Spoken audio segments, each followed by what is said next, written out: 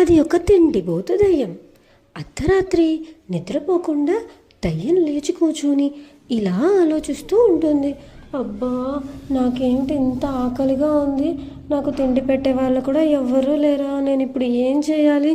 ఇంట్లో చూస్తే ఒక్క వంట లేదు, అందరిలాగే నేను కదా, నాకెందుకు ఎక్కువ ఆకలేస్తుంది అని దయ్యం దాని ఆకలి గురించి ఆలోచించుకుంటూ బాధపడుతూ ఉంటుంది. ఎందుకంటే అది ఒక తిండిపోతు దయ్యం. దానికి ఎంత తిన్నా కానీ ఇంకా ఇంకా ఆకలేస్తూనే ఉంటుంది ఆ దయ్యానికి. దాంతో ఆ దయ్యం ఏం చేయాలో అర్థం కాక అటు ఇటు ఇటు అటు తిరుగుతూ ఉంటుంది. అలా తిరిగి తిరిగి అలిసిపోయి దయ్యం ఒక నిర్ణయానికి వస్తుంది. నేను ఊర్లోకి వెళ్తాను, ఎవరింట్లో ఏం కనిపిస్తే అది తింటాను అని దయ్యం అనుకుని అడవిలో నడుచుకుంటూ వెళ్ళడం మొదలు పెడుతుంది. అలా దయ్యం ఒంటరిగా అడవిలో నడుచుకుంటూ నడుచుకుంటూ ఒక గ్రామానికి చేరుకొని చిట్టిపక్షి ఇంటికి వెళ్తుంది. అక్కడ చిట్టిపక్షి నిద్రపోవడం చూసి అక్కడ ఉన్న భోజనం అంతా తినడం మొదలు పెడుతుంది దయ్యం. శుభ్రంగా చిట్టిపక్షి వండిన వంటలే కాకుండా ఇంకా వంట చేసుకోవాల్సిన దానికి కావాల్సిన సామాన్లలో ఉన్న కందిపప్పు, బియ్యం అవి కూడా దయ్యం తినేస్తుంది. ఈ విషయాలేవీ తెలియని చిట్టిపక్షి చక్కగా నిద్రపోతూ ఉంటుంది. అలా దయ్యం కడుపు నిండా తిని తిరిగి మళ్ళీ అడవికి వెళ్ళడం మొదలు పెడుతుంది. అలా దయ్యం ఒంటరిగా నడుచుకుంటూ అడవిలో ఉన్న తన ఇంటికి వెళ్తుంది. మరుసటి రోజు ఉదయం లేవగానే చిట్టికి తన భోజనం కనిపించకపోవడంతో వెంటనే వెళ్ళి బుజ్జిని అడుగుతుంది. మా ఇంట్లో భోజనం అంతా అయిపోయింది, ఎవరు తిన్నారో తెలియట్లేదు, రాత్రి చూసేటప్పుడు అన్నీ ఉన్నాయని చెప్తుంది. దానికి బుజ్జి, అవునా చిట్టి, నువ్వు రాత్రి సరిగ్గా చూసావా, అసలు భోజనాలు ఎక్కడ పెట్టావో అని అంటే, నేను అన్నీ చక్కగా మూసిపెట్టాను, అయినా ఎవరో తిన్నారు అని చిట్టి దాని బాధని బుజ్జితో చెప్పుకుంటుంది. అలా ఆ రోజు రాత్రి మళ్ళీ దయ్యానికి ఆకలి వేస్తుంది. ఆకలి వేసిన దయ్యం ఆకలితో ఉండలేక మళ్ళీ అడవిలో ఒంటరిగా నడుచుకుంటూ తిండి వెతుక్కుంటూ వస్తుంది. ఈసారి దయ్యం నడుచుకుంటూ బుజ్జిపక్షి ఇంటికి వస్తుంది. బుజ్జిపక్షి ఇంట్లో లేని సమయం చూసుకొని ఎక్కడైతే తాను అటకపెట్ట మీద అక్కడ ఇక్కడ దాచిపెట్టిన అన్నాన్ని ఇంకా తన వంటలకు కావాల్సిన దినుసులను, పళ్ళను అన్నిటినీ కూర్చొని దయ్యం తినేస్తుంది. ఎందుకంటే అది చాలా తిండిపోతుంది, ఏం దొరికితే అవి తింటూ ఉంటుంది. అలా తిన్న దయ్యం కడుపు నిండా తినేసిన తర్వాత మళ్ళీ అడవికి నడుచుకుంటూ వెళ్తుంది తన ఇంటికి. ఇలా దయ్యం రోజు చేస్తూ ఉంటుంది. మరుసటి రోజు లేచి బుజ్జిపక్షి ఇదే విషయం వెళ్ళి చిట్టితో చెప్తుంది. నిన్న మీ ఇంట్లో ఎవరో వచ్చి తిన్నారన్నావు కదా చిట్టి, ఈరోజు మా ఇంట్లో ఎవరో తిన్నారు చిట్టి, అంతా మాయమైపోయింది.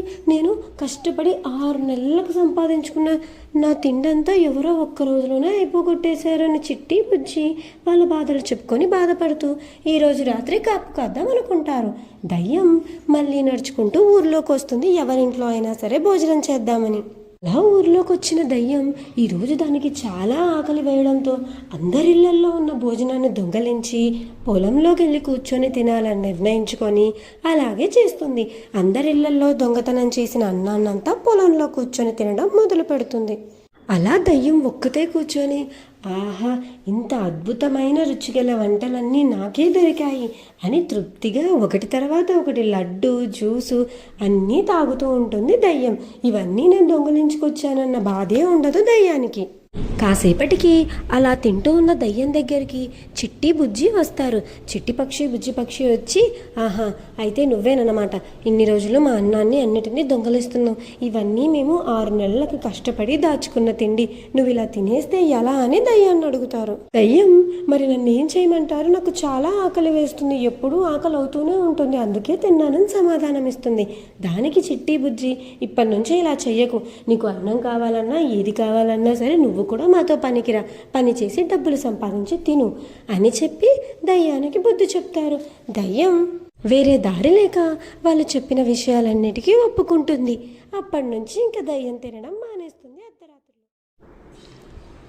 అది ఒక చక్కటి సాయంత్రం వేళ చిట్టిపక్షి, బుజ్జిపక్షి రెండూ కలిసి ఇంటి ముందు కూర్చొని ఇలా మాట్లాడుకుంటూ ఉంటాయి.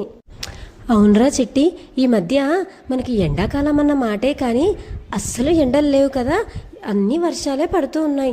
అవునరా బుజ్జి, ఇంతకుముందు ఎండాకాలం అయితే ఎలా ఉండేది, వేడితో అల్లాడిపోయే వాళ్ళము కదా అని ఇలా చిట్టిపక్షి, బుజ్జిపక్షి మాట్లాడుకుంటూ ఉంటాయి.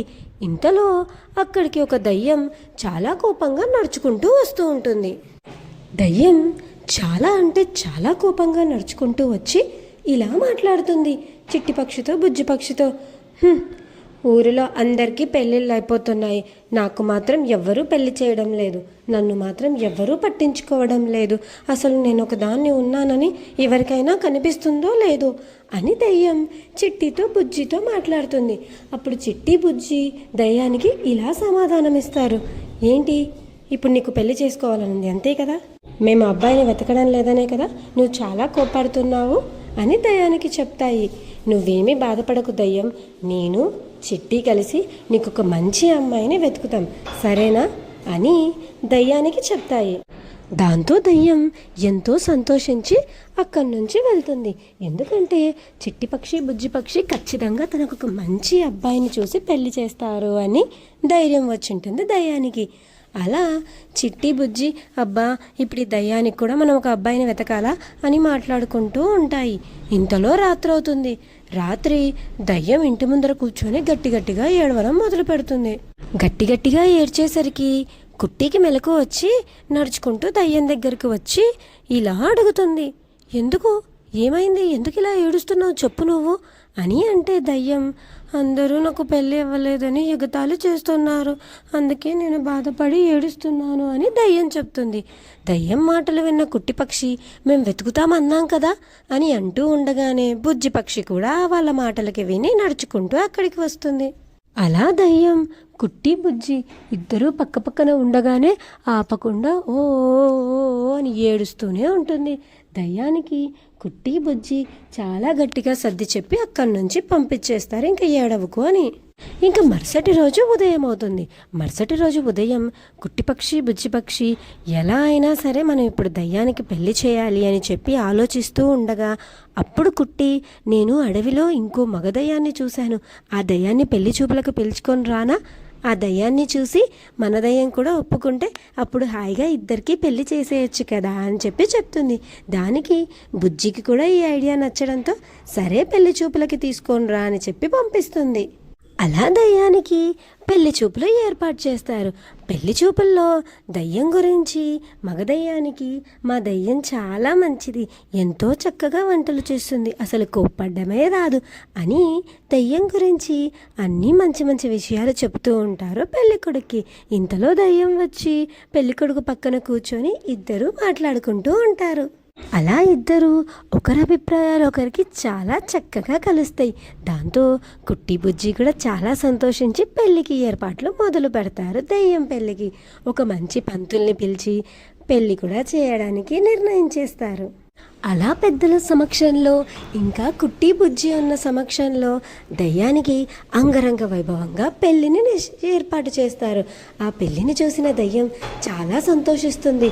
నాకు కూడా ఇంత అద్భుతంగా పెళ్ళి జరుగుతుందా అని చెప్పి దయ్యం ఆనందానికి అవధులే ఉండవు. అలా వారిరువురు ఎంతో సంతోషంగా ఆ పెళ్ళిని చేస్తారు. దయ్యం కూడా ఆ పెళ్ళికి చాలా సంతోషంగా ఉంటుంది.